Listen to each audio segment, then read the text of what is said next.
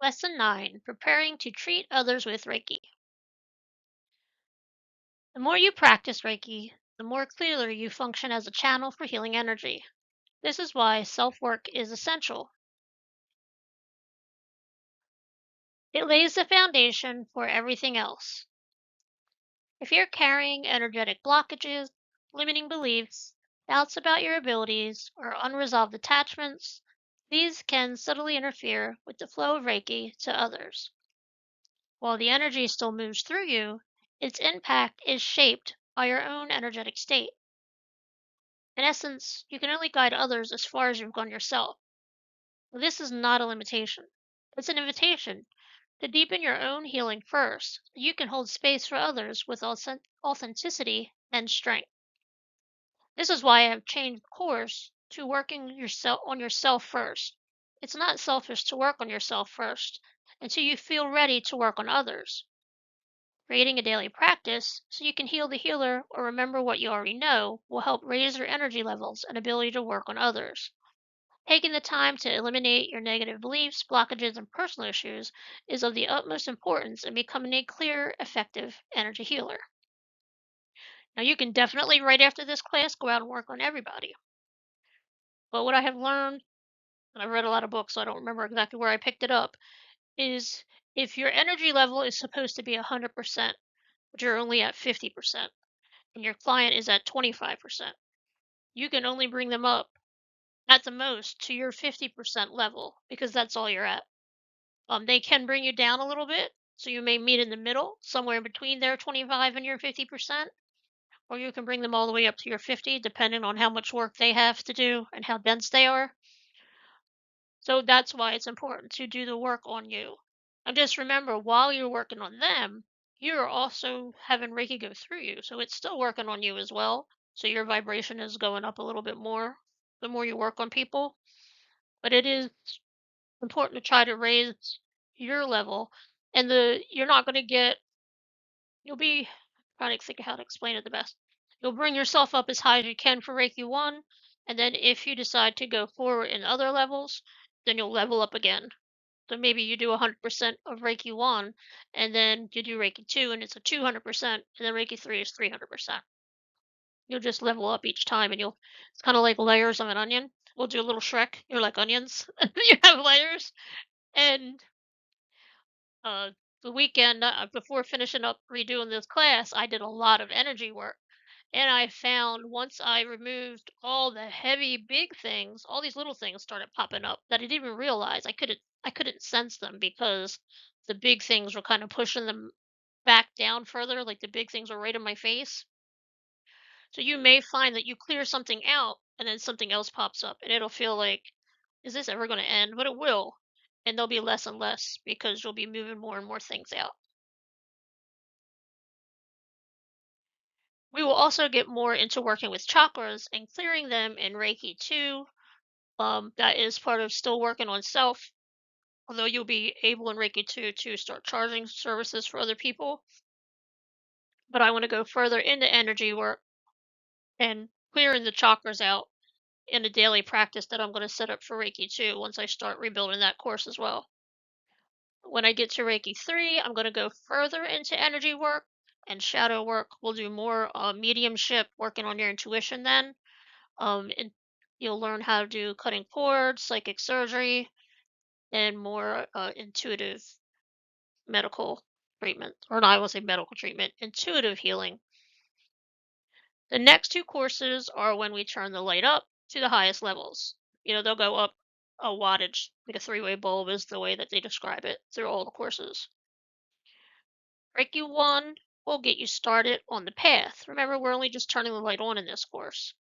When you have completed your first 21 days, you will know if you want to go further at that time or stay in Reiki 1 to continue working at this level. You will still be able to work on friends, family, pets at the Reiki 1 level, so we will now go over on how to work with others. And if you decide to stay at Reiki 1, that's fine. Everybody knows the level they want to go to. You may do Reiki 1 and find that's all you need.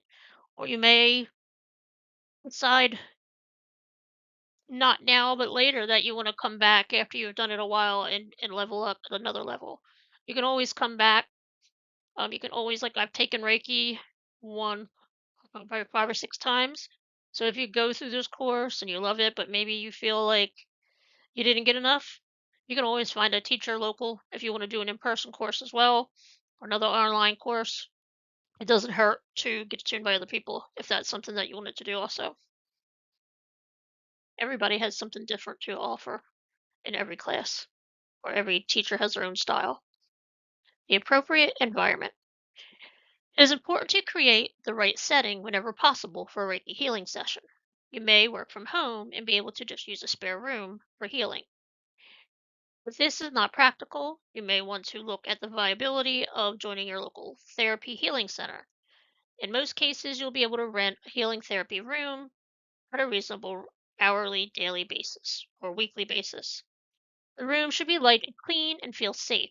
Bright pastel colors such as white, yellow, or purple can be used to create the desired effect. Make sure you will not be interrupted by internal or external distractions, so unplug the telephone, disconnect the doorbell.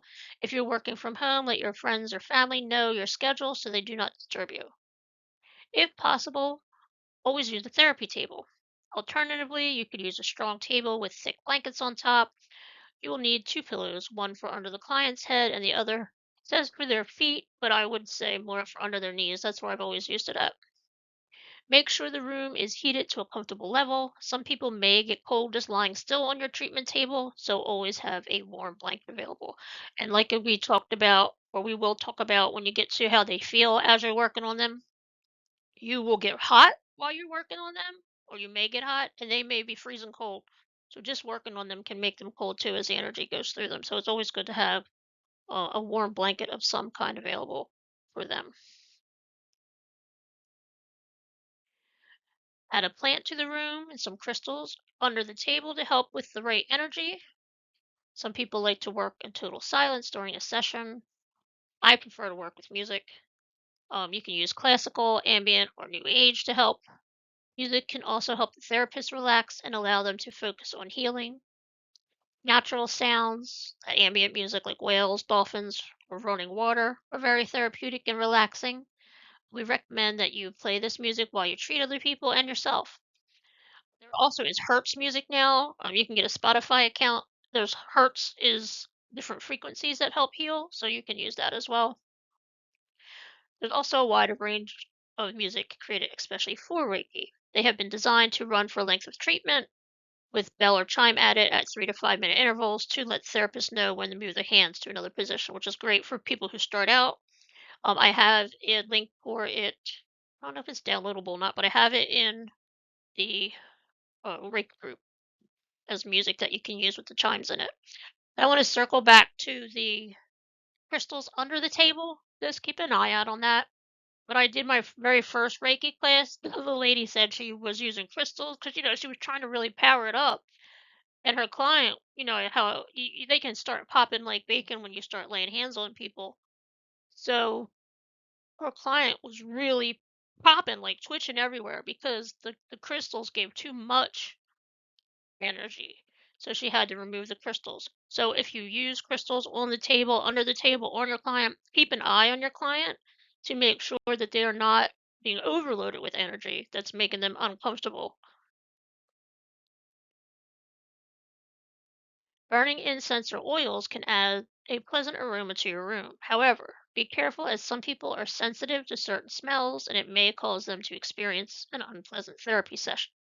To prevent this happening, ask your clients before you light your oils or incense stick. Usually I ask, like, if you're setting up a therapy session, I would have that as part of the form they fill out. Are you okay with having incense or oils burning while I work on you? Do you want music or no music? Hands on, hands off. I would have that just be part of their onboarding for your as a client and just have that all listed on there. This way you'll always know when they come in. Joan comes in and she doesn't like music, she doesn't like sounds, she doesn't like any kind of smells. So you'll know not to have anything scented in the room for them. During a Reiki session, you may find your client begins to cry as they release blocked emotional issues. So always keep a box of tissues handy for these occasions. For a finishing touch to your room, you may want to place photographs of Dr. Yusi, Dr. Hayashi, Madame Tapada, Buddha, or Jesus, depending on who you call upon during your invocation or prayer. And we'll get that. The invocation or prayer will be a separate slide after this one. And you don't need to put a picture in there, but you can if you find them inspiration. I've got a little Buddha statue that I recently added. Wasn't really a Buddha person, but I had a friend who's into Buddha, and she had a gorgeous picture behind her when I did her past life regression session, and it caught my eye. And then I was on YouTube, and there was a woman who was doing a card reading that I looked at, and she had a Buddha statue of Thinking Buddha, which I just fell in love with. So now I have a Thinking Buddha statue that I can put in my room when I do Reiki, since it's kind of on the Buddhist side. Remove all jewelry. Reiki can travel through all materials such as stone, brick, concrete, and metal. However, the metal and stone used to manufacture jewelry may encounter or attract certain types of negative energy. To enable you to work with Reiki free from all subtle energy disturbances, it is advisable to remove all jewelry such as rings, watches, earrings, chains, and necklaces. Clients as well. Have them take everything off. If they're wearing the grandmom's ring, you may be picking something up from grandmom and not from them. So have them remove all of their jewelry as well, not just yours. Therapists who work with precious stones and crystals for healing recognize that some materials can become saturated with negative energy. That is why they cleanse them regularly. So, like I said, if it's a hereditary jewelry, maybe they bought it at an antique shop. Even the person who made it could have had a bad day when they made it. There can be something in there that will be what you pick up versus the person who you're working on. So it's good to have them remove all jewelry as well as yourself. Remove tight clothing. To allow Reiki to flow freely through you and your client, it is important that you both remove tight clothing such as belts, ties, and shoes. This will also make you feel more comfortable and relaxed. Reiki can travel through clothes, so there's no need to remove any other forms of clothing. You may find it more comfortable if you wear loose fitting clothes when you are working with Reiki. It does suggest in the book tracksuit. Yoga pants are great. They've got those new, I don't know, they're like a meditation pants. They look like MC Hammer pants, but they're very baggy. In the midsection, those would be great to wear. Um, Anything wide leg pants, anything that's just comfortable, but still looks nice. And client, same way. They can wear jeans if they want, but they're going to be laying down. And I love jeans, but sometimes they're kind of scratchy, so that may not be something that they feel comfortable in wearing. Just treat it like a spa day. They just want to come in and relax, something that they can be comfortable and relax in. Avoid alcohol. Alcohol can dissipate energy. So always refrain from consuming alcohol if you know you're going to be working with a Reiki for at least 24 hours before a session.